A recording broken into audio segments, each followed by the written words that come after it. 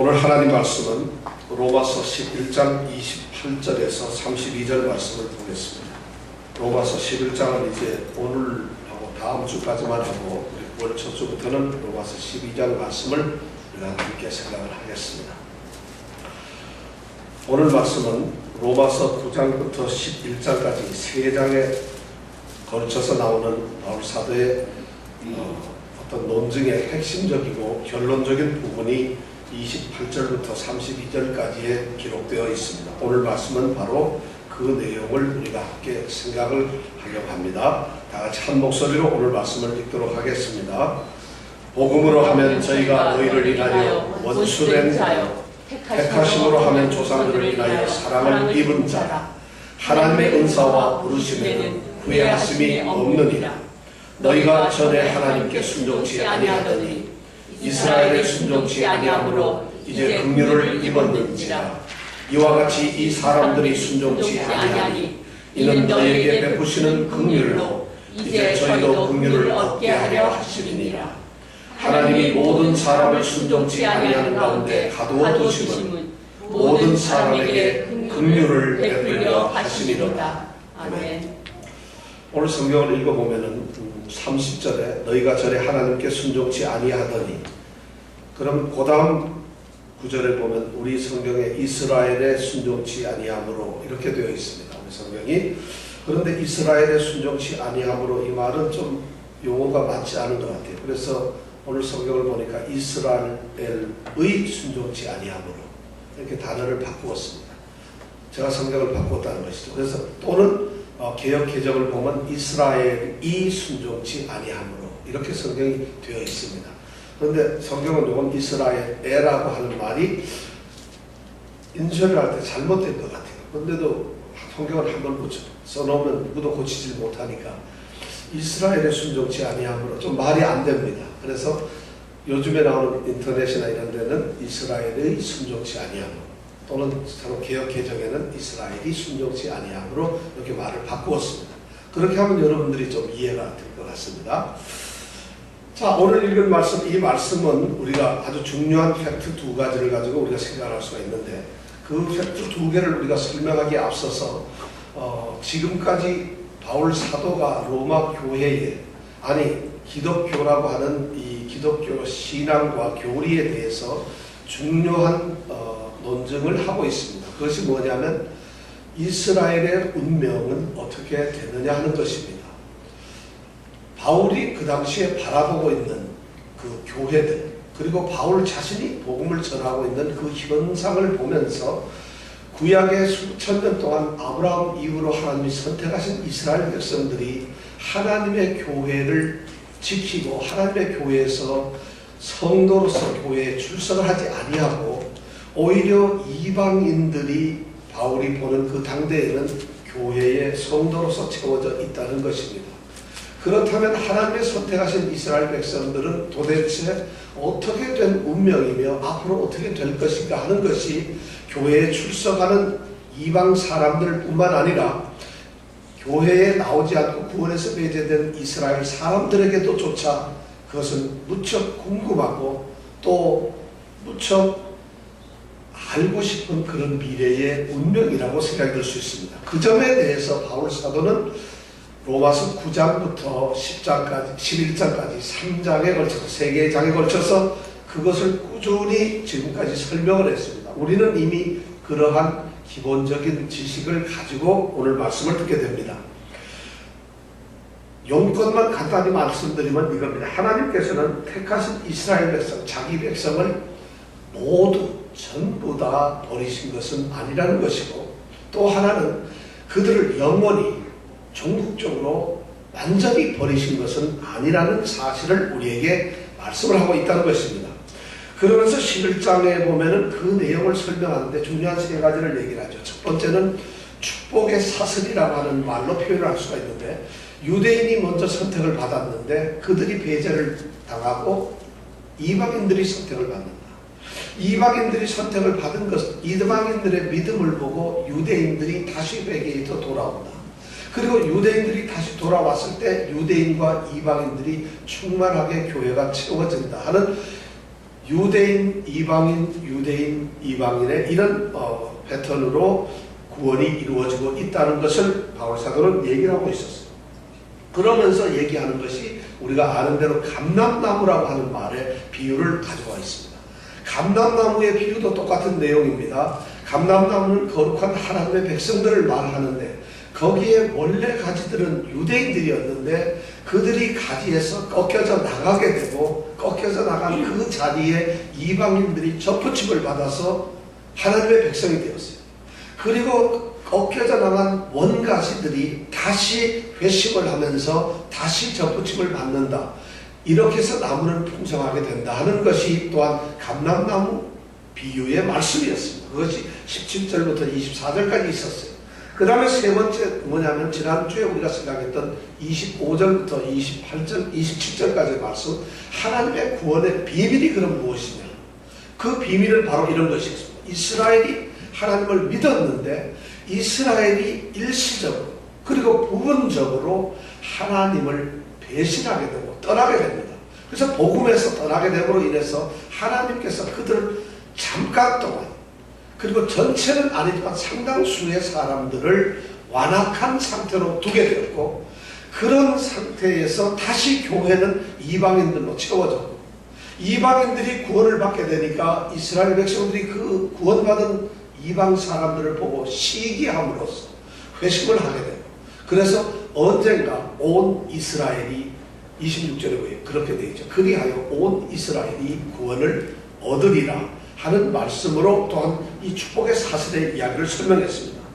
자, 바울 사도는 바로 이런 축복의 사슬을 이야기하면서 감람나무의 비유나 구원 경륜의 이 비밀을 말씀하면서 중요한 사실은 하나님께서는 하나님이 선택하시고 부르시고 하나님이 뽑아놓은 그 하나님의 백성들을 결코 버리지 않는다는 것입니다.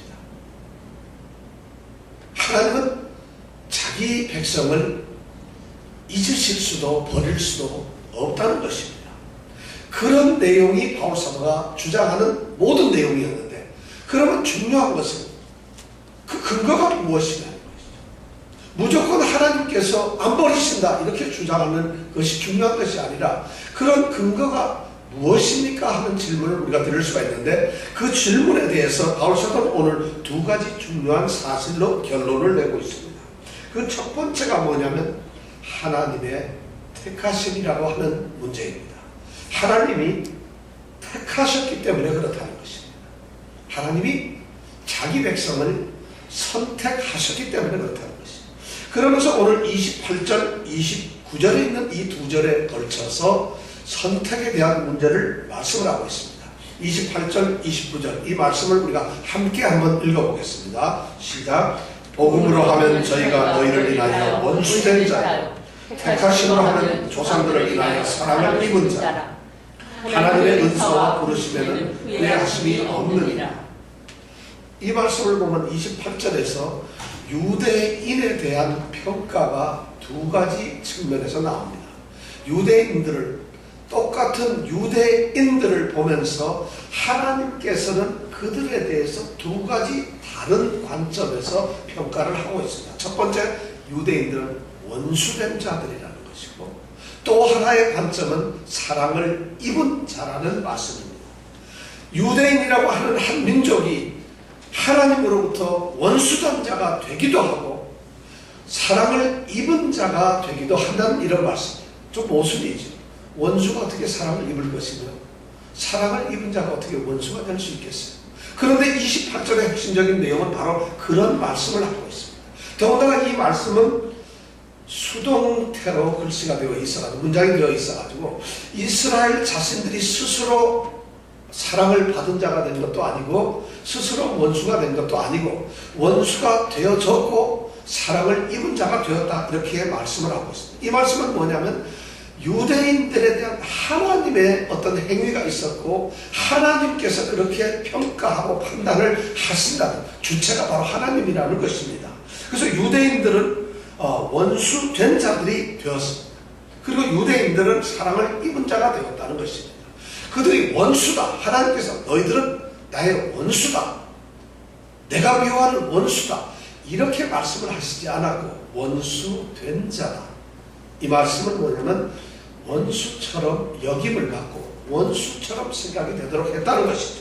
그리고 사랑을 입은 자라는 말도 똑같이 하나님을 사랑하는 자, 하나님을 사랑하시는 자, 이런 의미가 아니라 그들은 하나님에 의해서 사랑을 입은 자라고 이렇게 말씀을 하고 있습니다. 자, 그렇다면은 똑같은 대상을 두고서 이렇게 다른 평가를 내리고 있는데 왜 무엇에 대해서 그런 평가가 나올 수 있었는가 하는 것이 우리에게 궁금해집니다. 그러면 여기에서 오늘 말씀을 보면은 두 가지 관점에서 그렇게 평가가 되고 있다는 것입니다. 첫 번째 관점은 복음이라고 하는 측면에서, 복음이라고 하는 관점에서 보았을 때 복음으로 보면은 이스라엘 백성들, 유대인들은 누구라고? 원수된 자들이고, 선택이라고 하는, 택하심이라고 하는 측면에서 보면 이스라엘 백성들은 사랑을 입은 자라는 것입니다. 그러면서 또 다른 두 가지 이유를 대고 있습니다. 복음으로 하면 왜 그들이 원수된 자가 되었을까? 이유가 있어요. 그 이유를 찾아보니까 오늘 말씀해 보니까 복음으로 하면 저희가 누구를? 하나님. 너희를 인하여 원수된 자예요.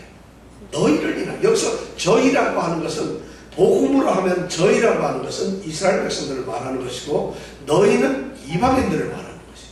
그러니까 유대인들, 이스라엘 백성들이 하나님께로부터 복음을 통해서 원수가 되게 되는 것은 이유가 딱 하나인데 뭐라고? 이방인들을 위해서 그렇다는 것이에요. 그 다음에 하나님께서 이스라엘 백성들을 사랑을 입은 자라고, 그들이 택하심 속에서 사랑을 입은 자라고 말하고 있는데 그 이유는 바로 조상들 때문입니다. 조상들을 인하여 그렇다고 말씀을 하고 있습니다. 왜 복음 때문에 그들이 원수가 되었을까요? 복음이 그들에게 전해졌습니다. 하나님의 아들인 예수 그리스도가 이 땅에 그들의 메시아로 왔고 이 땅에서 사셨고 바로 그들의 죄를 구원을 위해서 십자가에 죽으셨습니다. 그런데 유대인들은 기다렸던 메시아가 왔는데 그 메시아 그를 거부했습니다. 그를 믿으면 구원을 얻는다는 이 귀한 복음을 거부했습니다. 그들은 거부할 뿐만 아니라 적극적으로 그 복음에 대해서 대항을 하고 적대심을 갖고 반대하고 회방을 놓았어요. 심지어 이방인들이 복음을 듣고 믿음을 갖고 구원을 얻는 그러한 것조차도 그들은 방해하고 막았기 때문에, 그렇기 때문에 하나님께서는 오늘 바로 유대인들이 이방인 너희들 때문에 원수된 자가 되었다고 말씀을 합니다.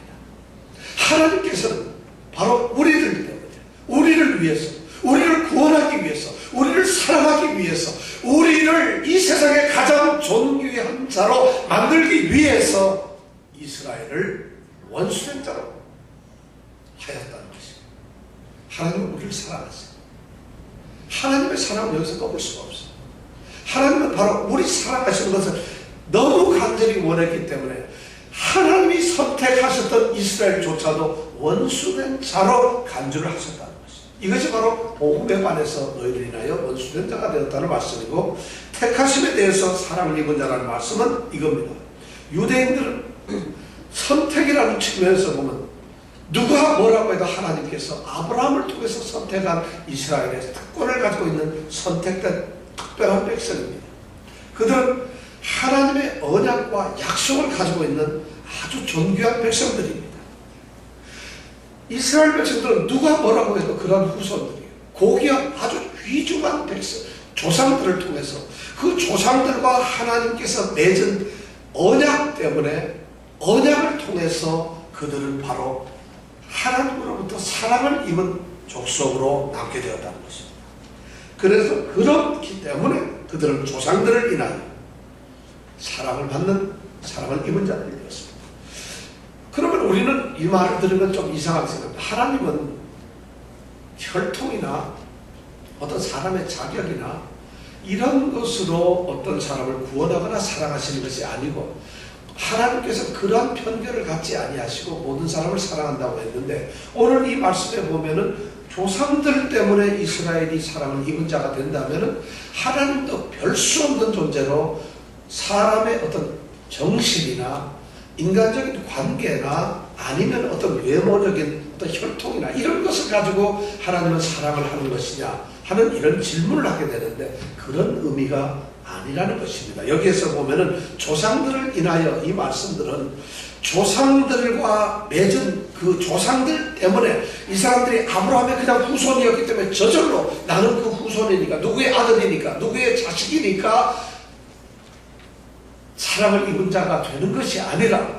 하나님께서는 아브라함의 아들이기 때문에 사랑하는 것이 아니라, 아브라함의 후손이기 때문에 사랑하는 것이 아니라, 아브라함과 맺으신 언약 때문에 그들을 사랑한다는 것입니다. 하나님께서는 아브라함에게 내 후손이 창대하게 될 것이고, 그리고 그 후손들을 내가 끝까지 나의 백성으로 삼을 것이다 하는 것을 약속을 하셨어요. 바로 그 약속 때문에 하나님은 그 후손을 사랑하신다. 여기서 우리가 볼 수 있는 건, 하나님은 신실하시다. 하나님은 그 약속을 어길 수가 없어요. 인간들, 그 당시에 눈으로 보이는 교회 밖에 있는 이스라엘 백성들은 분명히 하나님의 원수된 자들이고 하나님께 버려진 자들인 것처럼 보였지만은, 하나님께서는 그들의 조상들과 약속한 그 언약 때문에, 그 언약의 신실하심 때문에, 비록 그 후손들이 그 언약의 삶에서 떠나 있다 할지라도 하나님은 자신이 한 언약을 포기하실 수가 없는 불쌍한 하나님이었어요. 가엾은 하나님이시죠. 어쩌면 그러한 것 때문에 상처를 받고 있는 정말 참 그런 하나님이세요.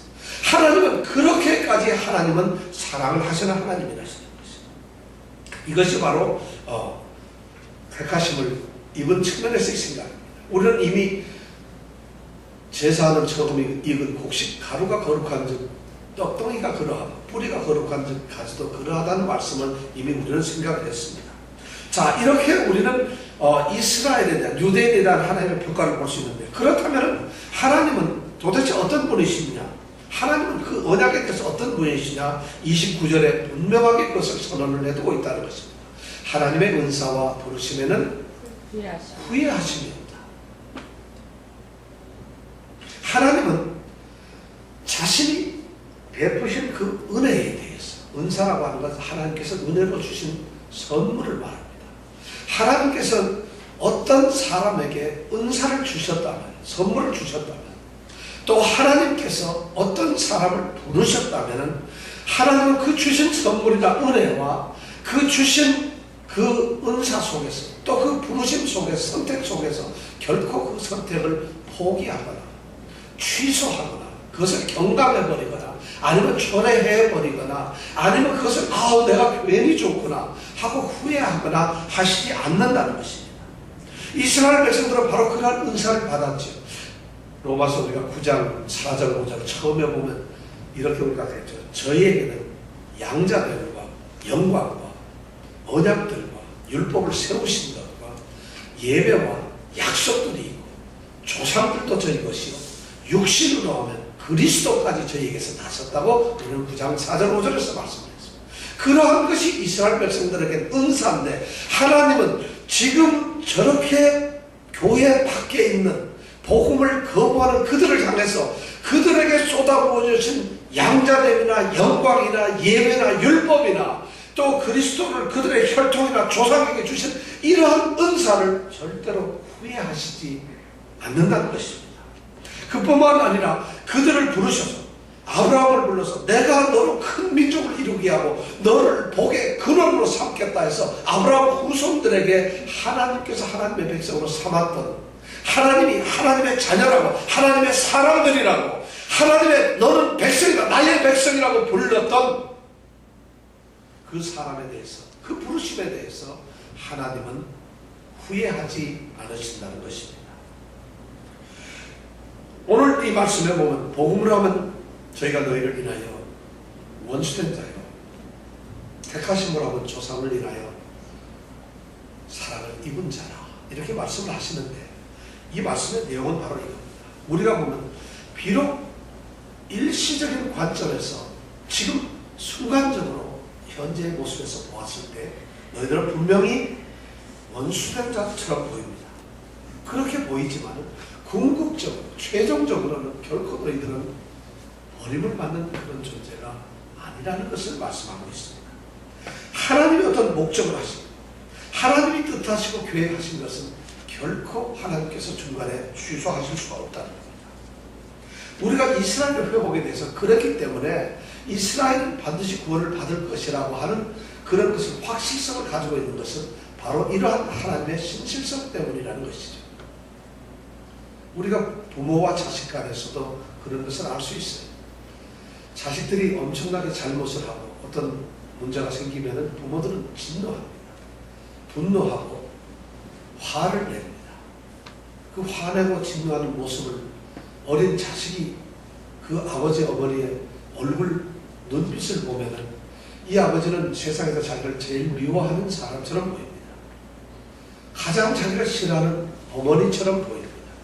마치 다리 밑에서 주워온 불쌍한 서자처럼 느껴지는 그런 마음도 있습니다. 바로 그렇게 순간적으로는 자기의 잘못 때문에 그렇게 느껴질 수 있지만 아버지의 사랑은 어디로 도망가거나 아버지의 사랑은 자식을 향한 그 애정은 식어지지 않습니다. 후회되지 않고 철회되지도 않고 사랑이 약해지지도 않습니다. 곧 그 사랑은 회복되고 자식과 아버지의 관계는 다시 회복이 됩니다. 하나님의 관계도 바로 이런 것을 우리에게 말씀을 하고 있다는 것입니다. 하나님의 약속에 대한 신실하심, 하나님의 택하심에 대한 신실하심은 하나님의 선택된 자는 결코 버려지지 않는다는 것입니다. 이것이 첫 번째, 이스라엘이 버려지지 않는다는 이야기였습니다. 그러면 두 번째로 하나님께서는 결코 자기 백성을 버리시지 않는다. 그들은 반드시 구원을 얻을 것이라고 하는 그 근거의 두 번째는 뭐냐? 두 번째 근거는 오늘 30절에서 31절까지 읽은 말씀 가운데 나오는 하나님의 긍휼이라고 하는 것입니다. 첫 번째는 하나님의 택하심이라고 한다면 두 번째는 하나님의 긍휼이라는 것입니다. 여러분, 긍휼이라는 것이 뭐예요? 긍휼? 긍휼이 뭡니까? 이거 굉장히 어려운 단어예요. 세상에서는 긍휼 그러면 무슨 말인지 모르는데 교회에서만 써요. 불쌍히 여긴다. 연민의 정을 갖는다. 불쌍히 여긴다. 이런 말이 바로 긍휼이라는 것인데 하나님께서 불쌍히 여겼기 때문에 그것이 바로 우리가 이스라엘이 회복되는 근거가 되고 이스라엘은 분명히 구원을 얻는다는 것입니다. 동양의 유명한 맹자가 말이죠. 맹자는 이 성선설, 성악설 중에서 성선설을 주장했나요? 성악설을 주장했나요? 성선설. 네? 성선설. 이거는 고등학교를 좋은데 나와야 돼요. 성선설인가 성악설? 성선설. 네, 성선. 순자는 성악설. 야, 이거 딴 사람 물어볼까요? 홍성국 변호사는 어떻게 성선설을 주장했을까요? 성악설을 주장했을까요? 이거 궁금합니다. 맹자는 성선설을 주장하면서 인간에게는 사단이라는 것이 있다는 것입니다. 사단. 사람에게는 인의예지, 어질고 의롭고 예의가 있고 갖춰지고 그 다음에 지혜롭고 이 인의예지라는 기본적인 성품이 있다는 것이에요. 그리고 여기다 하나 더 넣어서 우리 한국에서는 신이라는 걸 넣습니다. 신뢰라고 믿음을 넣습니다. 인의예지신. 그래서 우리 할아버지 이름이 김인권, 의권, 예권, 직권, 신권 이렇게 어떻게 형제 꼭 5명 두셔가지고 우리 할아버지 이름을 그렇게 지셨어요. 우리 아버님이 그렇게 말씀하셨어요. 근데 우리 할아버지는 김예권이라고 이름을 넣으셨어요. 그럼 몇 번째 아들일까요? 세 번째. 예, 이거 관심이 많으십니다. 세 번째. 인의예지신에서 세 번째 아들이셨는데 우리 할아버님이.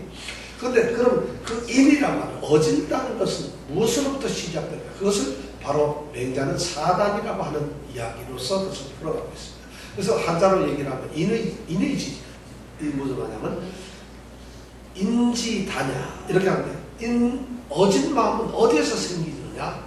어진 생각들은 측은지심에서 생긴다는 거죠. 측은한 마음을 가졌을 때 어진이 생긴다는 거죠. 측은지심은 인지다냐 이렇게 되어 있어요. 그러니까 어떤 사람에서 측은하게 불쌍히 있고 연민을 갖는 마음을 가졌을 때 그 사람이 비로소 어떤다고요?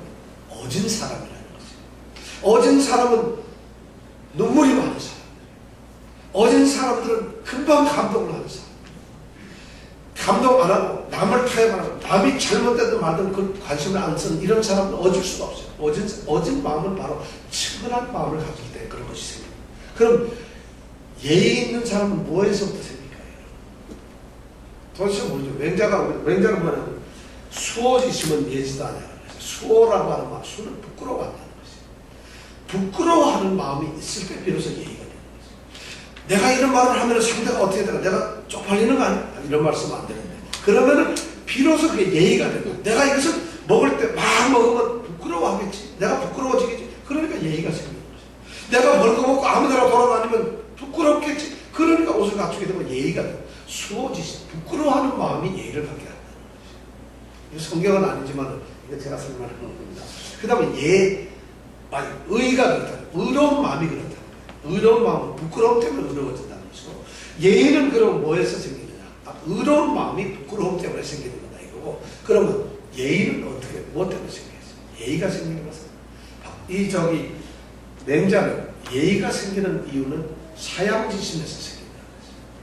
양보하는 것, 남을 먼저 배려하는 것, 그리고 내가 내 것을 포기하고 남을 먼저 세워주는 이 사양의 마음에서, 사양하는 마음에서 예의가 생긴다는 것이죠. 그러니까 어떤 사람이 예의가 있다는 건 그 사람은 남을 우선적 배려를 한다는 것이죠. 내가, 우리 아들이, 우리 집이, 우리 강아지가 우리 나를 주장하는 사람은 뭐가 없는 사람이라고? 예의가 없긴 왜 없겠어요? 있긴 있지만 예의가 중심이 안 되는 걸 아니라는 것이죠. 그 다음에 지혜, 이 지혜는 뭘로 되느냐 하면 시비지심, 옳고 그름을 가릴 줄 아는 마음이 있어요. 그래야 지혜가 생긴다 했어요. 자, 이런 맹자 사단이 있는데 바로 하나님께서는 불쌍한 죄인들에 대해서 긍휼한 마음을 가지셨어요.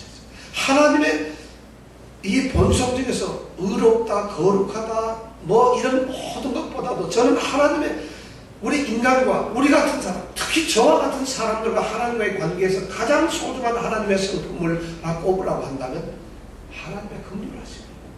하나님이 나를 불쌍히 본다는 거죠. 하나님이 나만 보면 저 불쌍한 거, 저 가엾은 거, 저것을 살려야지, 저것에게 구원을 줘야지, 저것을 내가 세워줘야지, 저것을 먹게 해야지, 저것을 성공하게 해야지.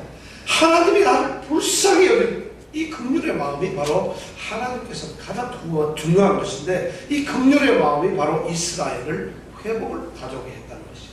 그런데 이 긍휼의 마음은 어디에서 생기느냐? 오늘 말씀을 보니까 하나님의 긍휼은 불순종에서부터 나온다는 것이죠. 오늘 말씀을 한번 또 우리가 30절, 31절 함께 같이 읽어보겠습니다. 시작. 이와 같이 이 사람들이 순종치 아니하니, 너희가 전에, 시작. 너희가 전에 하나님께 순종치 아니하더니 이스라엘에 순종치 아니함으로 이제 긍휼을 입었는지라. 이와 같이 이 사람들이 순종치 아니하니 이는 너희에게 베푸시는 긍휼로 이제 저희도 긍휼을 얻게 하려 하시느니라. 불순종, 순종치 아니함, 이 순종치 아니함에 하나님의 긍휼이 쏟아지고 있어요. 오늘 이 말씀 30절에 보면은 너희가, 이건 바로 이방인들을 얘기하고 있어요. 30절은 이방인들이 불순종을 했어요. 너희가 전에 하나님의 긍휼을 받지 못하고 하나님의 복음에 대해서 받아들이지 않고 믿지 아니하고 순종치 아니하였어요. 그때 전에는 하나님을 순종하지 않았다. 하나님을 믿지 않았어요. 그랬는데 이스라엘이 하나님을 순종치 않으니까, 이스라엘이 복음을 배척하게 되니까 이제는 이방인들이 긍휼을 얻게 되었다. 이스라엘, 만약 이방인들이 불순종 안 하고 순종을 잘했다면은 하나님께서 긍휼을 베풀 필요가 없었겠죠. 긍휼을 베푸시는 이유는 순종을 않기 때문에, 교회를 안 나오기 때문에 하나님이 긍휼을 베푸신다는 것이에요. 그러면 긍휼을 받기 위해서 그럼 교회를 안 나가야 되겠다, 이런 생각 혹시 하시는 분 없겠죠. 왜냐하면 우리는 로마서 6장 1절을 배웠어요. 그런지 우리가 무슨 말 아니에요. 은혜를 더하게 하려고 죄에 더하겠느냐? 그럴 수 없느니라. 죄에 대하여 죽은 우리가 어찌 그 가운데 더 사니요? 우리가 6장에서 이미 다 배웠잖아요.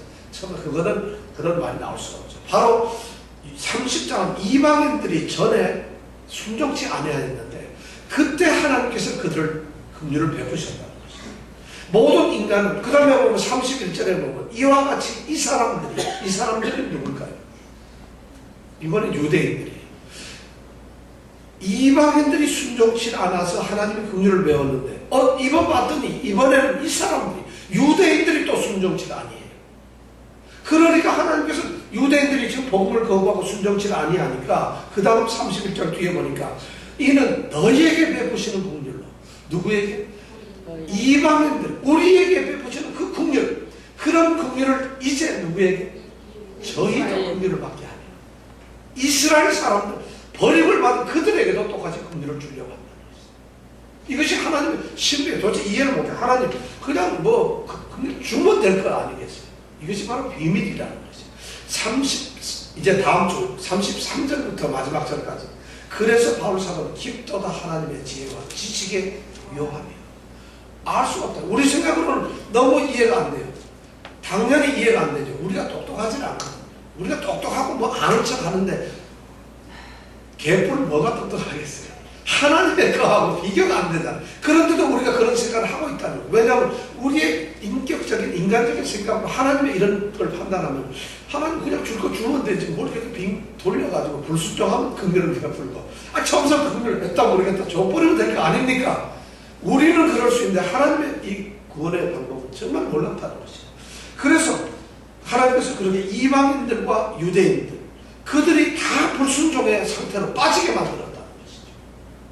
이방인들도 불순종하게 하고 유대인들도 불순종하게 했어요. 그 불순종에 빠지니까 비로소 하나님께서는 이방인들도 긍휼을 베풀어 주시고 유대인들도 긍휼을 베풀어 주셨다는 것입니다. 그런데 긍휼을 베푸시는 그 긍휼이 이유가 달라요.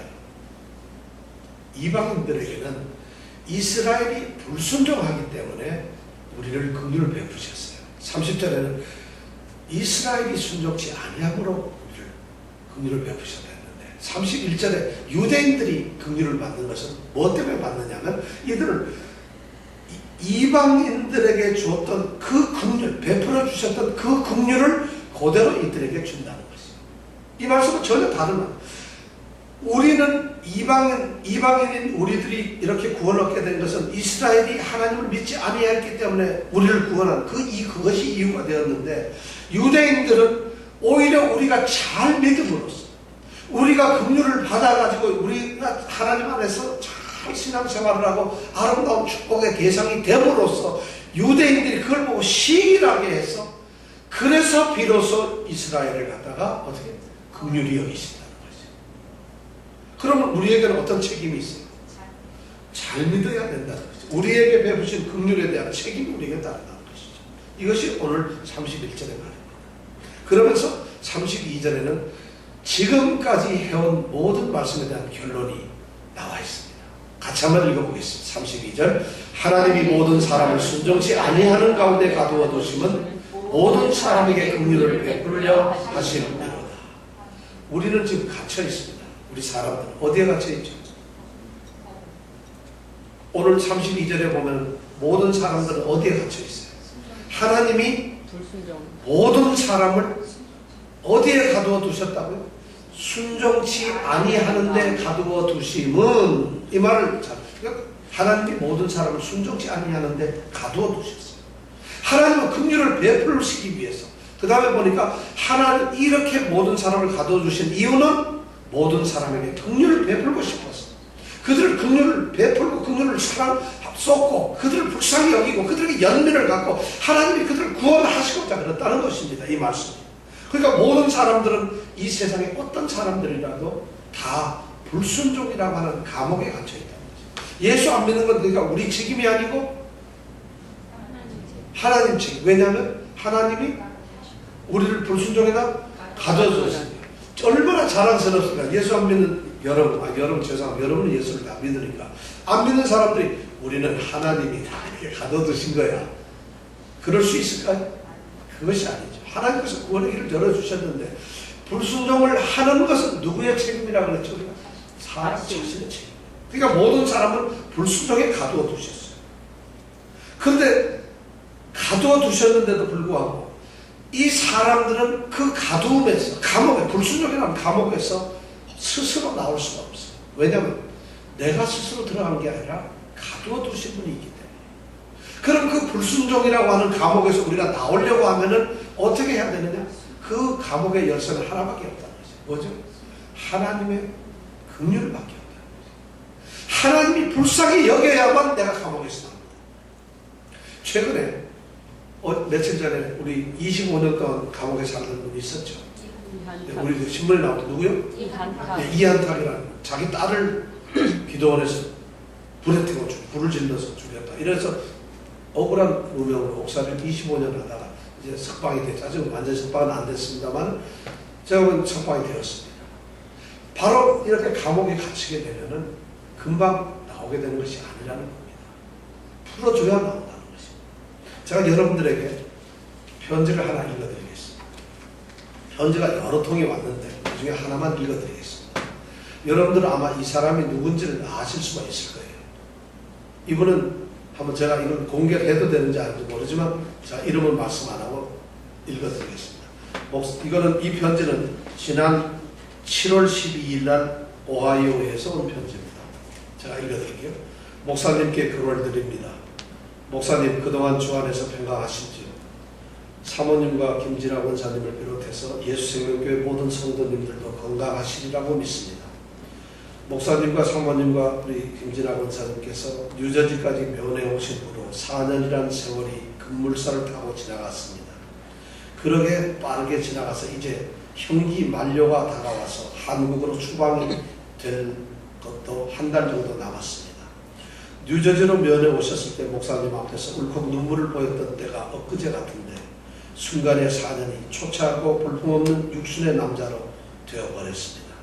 이곳에서 가끔 찾아가는 이발소 거울로 저 모습을 보면서 아저씨는 누구셔요? 라는 말을 혼자 하곤 했습니다. 저는 긴 4년 동안 저를 위해 기도해 주신 목사님과 예수생명교회 모든 성도님의 기도 덕분에 회개하며 성경 공부하면서 건강하게 형기를 마치게 되었습니다. 이 고마움과 감사함 잊지 않고 꼭 간직하도록 하겠습니다. 목사님, 이제 저는 이곳에서 8월 15일 클리블랜드 이민교도소로 옮겨서 보름 정도 있다가 이민국으로 가서 한 달 이내에 추방 재판을 받고 한국행 비행기를 타고 귀국할 예정입니다.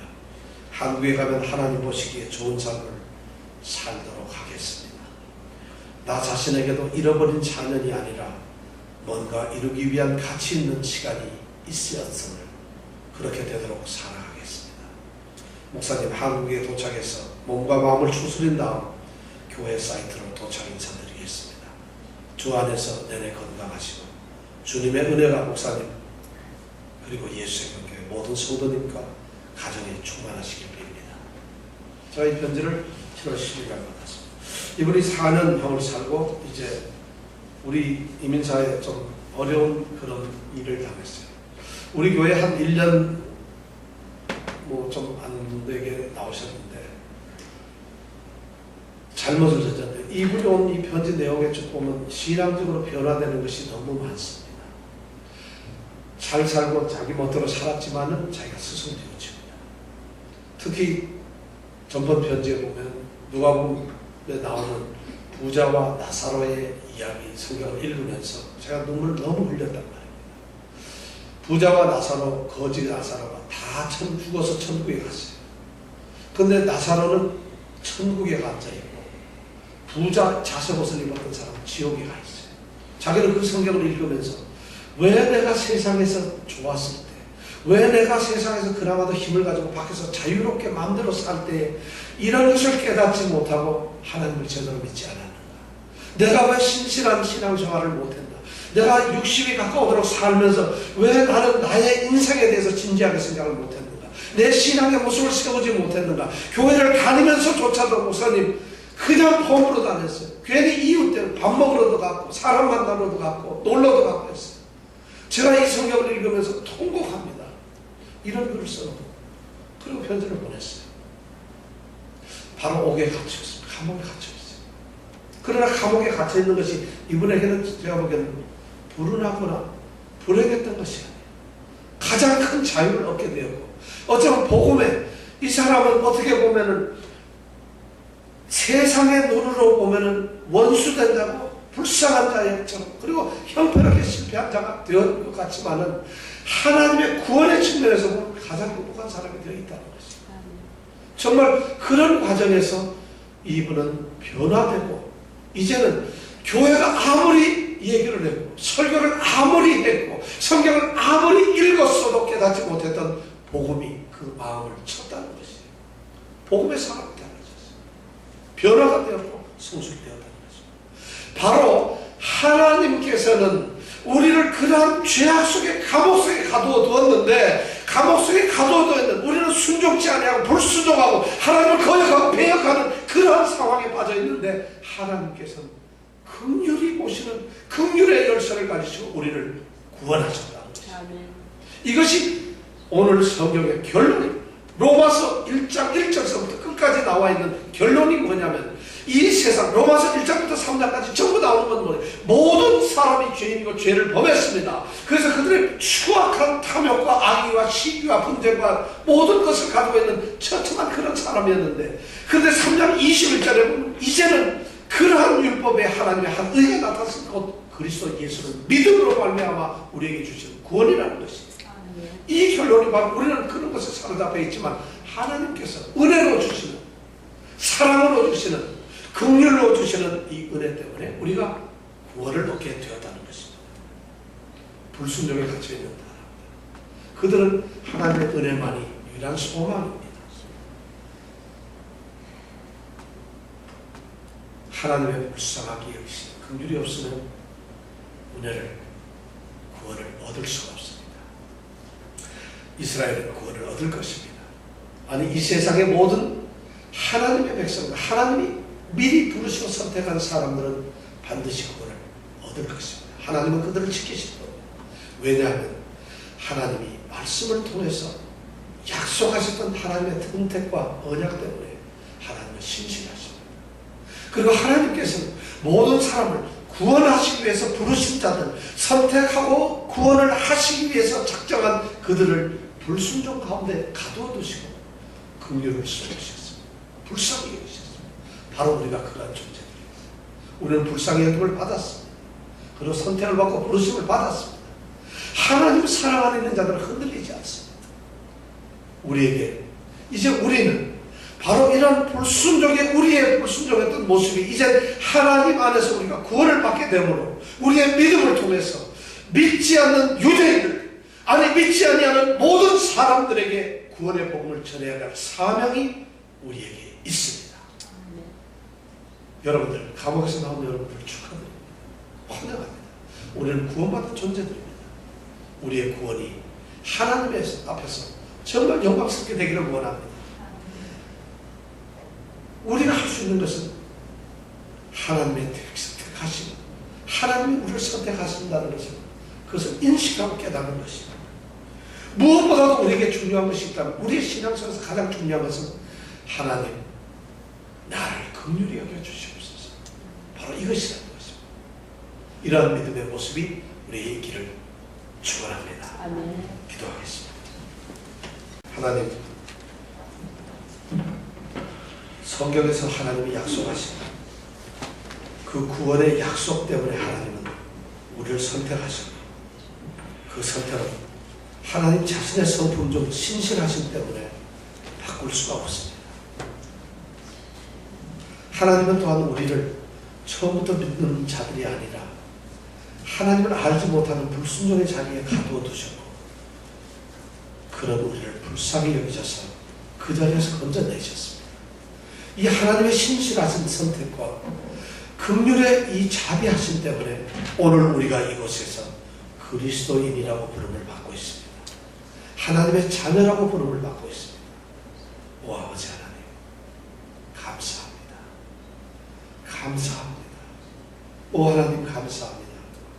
정말 참으로 오늘날 그런 성도들이 되게 하여 주시옵소서. 예수님 이름으로 기도드렸습니다. 아멘.